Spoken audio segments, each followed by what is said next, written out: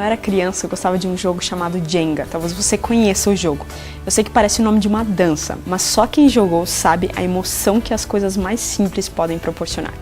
Montavam-se os pedaços de madeira uma em cima da outra e quando pronta a estrutura, cada jogador tinha que ir tirando um por um e colocando no tombo, até que o jogador que pegasse um pedaço que fizesse a estrutura toda desmoronar, perdia. Quem joga sabe que é óbvio que não deve pegar as peças da base, ou seja, aquelas que estão mais perto do chão. Isso porque quando tiramos a base de uma estrutura, acabamos perdendo tudo. O Novo Testamento, como todos sabem, é a base do cristianismo. A vida de Jesus, sua morte, ressurreição e os escritos de seus seguidores constituem o fundamento dessa religião. Vimos no programa anterior algumas evidências que apresentam o Antigo Testamento como confiável no sentido histórico e textual. Dessa vez vamos nos concentrar na segunda parte da Bíblia, chamado Novo Testamento. Assim como acontece com o Antigo Testamento, também não temos os documentos originais do Novo Testamento. Uma conhecida maneira de os críticos ilustrarem o que aconteceu com as cópias do original é a brincadeira do telefone sem fio.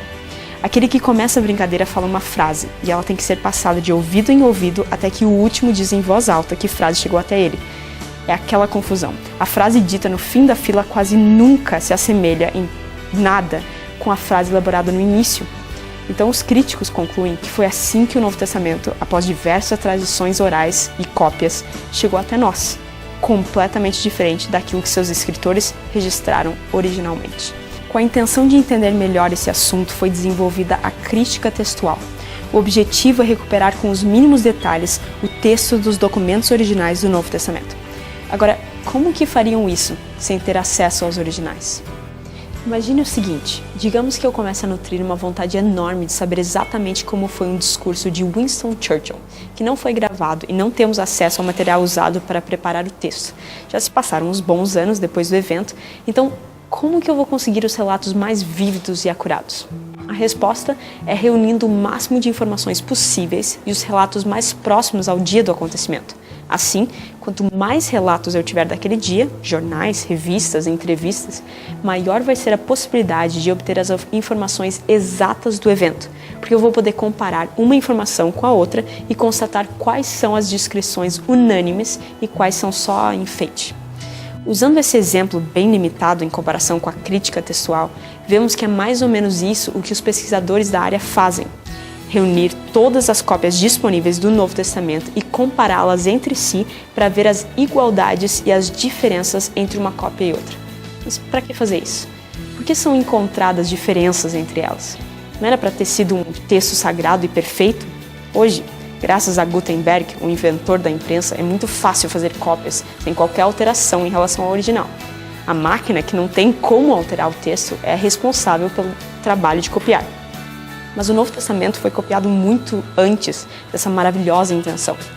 Pelo fato de o texto do Novo Testamento somente ter sido considerado parte das Escrituras Sagradas a partir do IV século, ele era tratado como cartas valiosas até então, mas não com o cuidado extremo que os copistas do Antigo Testamento tinham.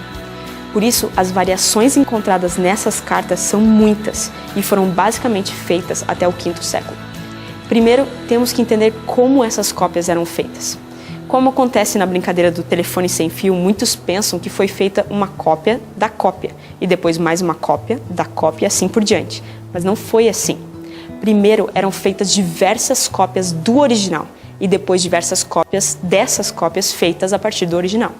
Dessa forma, temos um documento extremamente bem preservado com muitos manuscritos escritos em grego, a língua do Novo Testamento.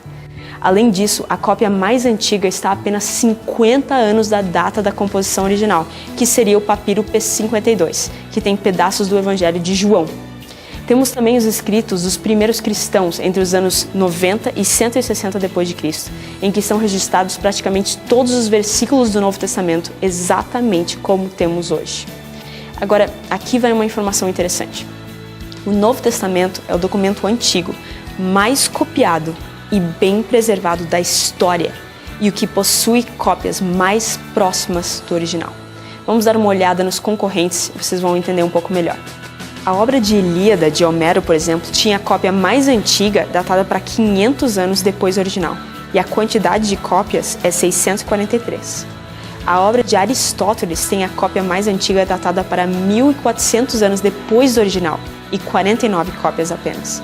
As tetratologias de Platão foram copiadas apenas 1300 anos depois do original, e tem só 7 cópias. Agora, você quer saber quantas cópias o Novo Testamento tem? Só em grego, 5.752 cópias. A maioria copiada entre 50 e 200 anos depois dos originais. Fica óbvio o que o Sir Frederick Kenyon, ex-diretor do Museu Britânico, quis dizer quando escreveu o seguinte: o intervalo entre as datas da composição original e a mais antiga evidência subsistente, nossos mais antigos manuscritos, é tão pequeno que chega a ser desprezível. E o último alicerce para quaisquer dúvidas de que as escrituras chegaram a nós substancialmente do modo como elas foram compostas tem agora sido removido. Obviamente, o Novo Testamento está muito mais adiantado em questão da quantidade de cópias antigas. Agora, quando essas cópias são comparadas, podemos ter uma ideia de sua confiabilidade textual. Em relação uma com a outra, foram encontradas 200.000 variantes. Lembrando que variantes são todas as diferenças entre uma cópia e outra. Parecem muitas diferenças, não é? Olhando apenas para esse número, poderíamos pensar que é impossível confiar em um livro com tantas incoerências. F.F. Bruce diz o seguinte: quando temos documentos como nossos escritos do Novo Testamento copiados e recopiados milhares de vezes, a quantidade de erros dos copistas é tão enormemente aumentada que é surpreendente que não haja mais do que na verdade existem. Não se esqueça do seguinte: toda vez que o escriba errava alguma letra ou ortografia ou pulava uma linha sem querer, isso é contado como uma variante. Ou seja, a maior parte dessas 200.000 variantes são apenas erros acidentais que esses copistas cometiam. Por exemplo, se eu, em lugar de escrever Novo Testamento, sem querer confundir as letras e escrever Novo Testamento, seria considerado um erro. E se diversas pessoas copiassem 1000 vezes a minha versão, seriam 1000 erros só nesse detalhe. Mesmo usando o computador hoje em dia, é fácil errar desse jeito, não é? Todos os outros erros são extremamente periféricos e se referem a meros detalhes do texto. Certamente nenhuma das variantes afeta de forma alguma a doutrina cristã. Por fim, a maioria dos críticos textuais hoje dá plena segurança de que, com todas essas cópias e com suas reconstruções, temos certeza de que o Novo Testamento que temos em nossas mãos corresponde de 97% a 99% exatamente ao que os escritores bíblicos escreveram no primeiro século. Até hoje, um dos melhores métodos de desmascarar o cristianismo é duvidar de suas características principais, principalmente seus personagens. Um deles era Pilatos, que na cabeça dos historiadores não existiu de fato até 1961.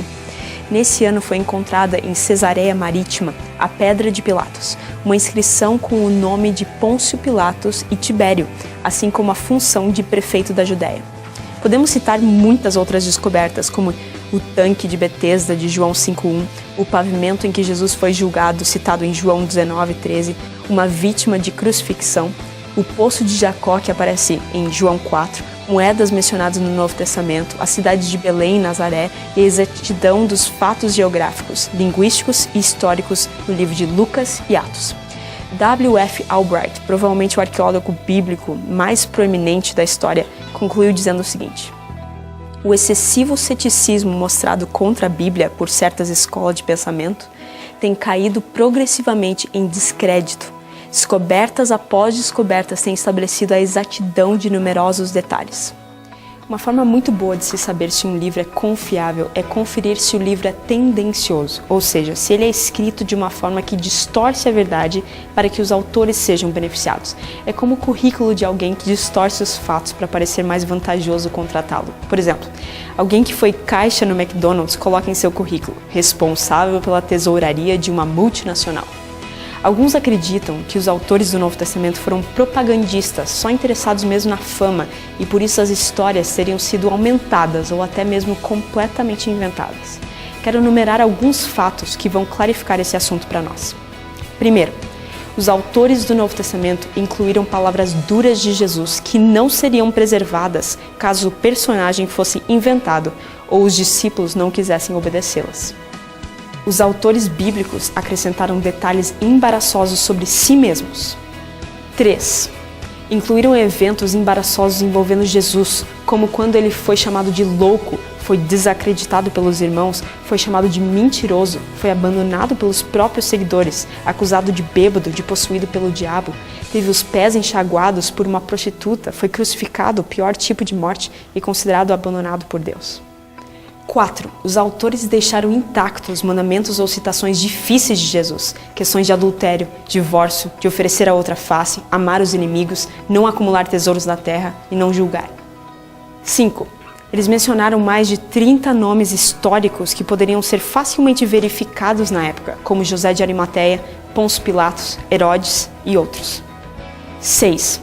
Os fatos escritos no Novo Testamento são simples e sem embelezamento, e eventos inventados normalmente não são assim.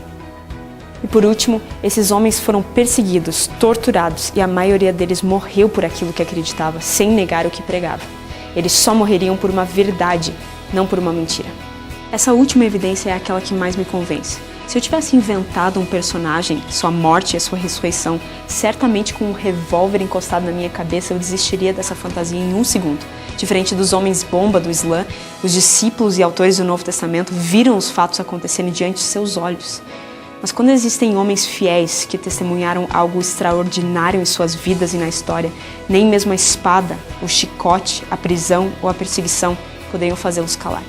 E esses homens arriscaram a vida e relataram tudo para que você, hoje, e eu tivéssemos acesso à história mais incrível desse mundo, a história de Jesus Cristo. Resta saber se você gostaria de ouvi-la.